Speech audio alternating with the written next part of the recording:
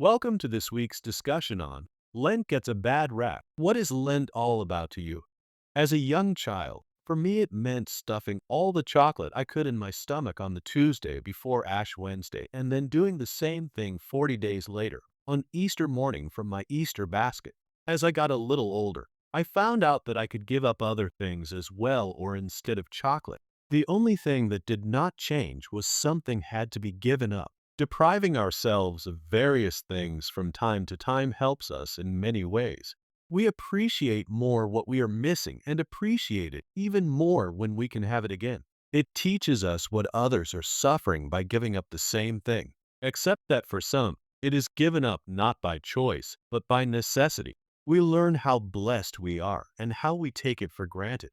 We tell God that with this small sacrifice, we are grateful for all that we have. When I lost my job several years ago, I had never said thank you to God that I had a job. I took it for granted. Once I found a new job, I began saying thanks to God every day that I had a job until I retired. We only recognize that a blessing is a blessing when it is taken away. If we choose to give up something, what should it be? Pope Francis a few years ago was asked that question and he said, "Give up something that is hard to give up." So giving up liver and onions is not much of a sacrifice if you hate liver and onions. Giving up meat on Fridays does not mean having lobster instead. That does not fit the definition of sacrifice.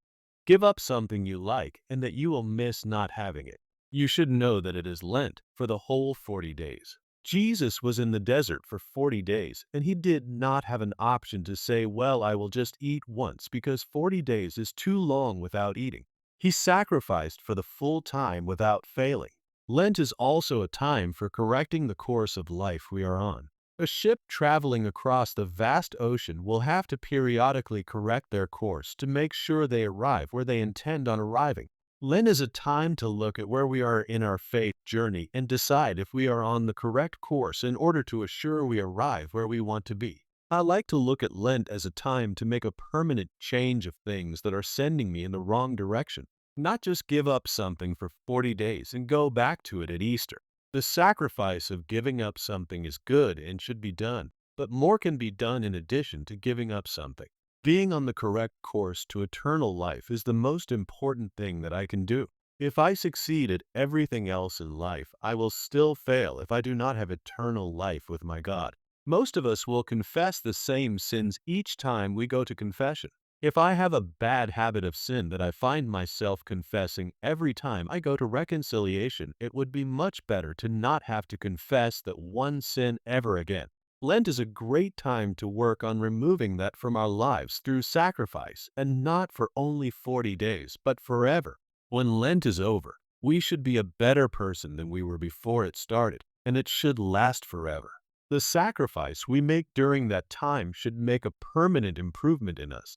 Just one sin at a time will work.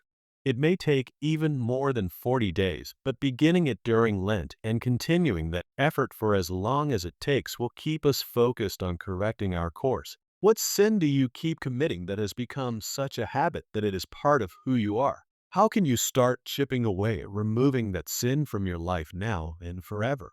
Have a blessed week. If you would like to receive a notification for these weekly discussions, please subscribe below. You can also feel free to share any comments.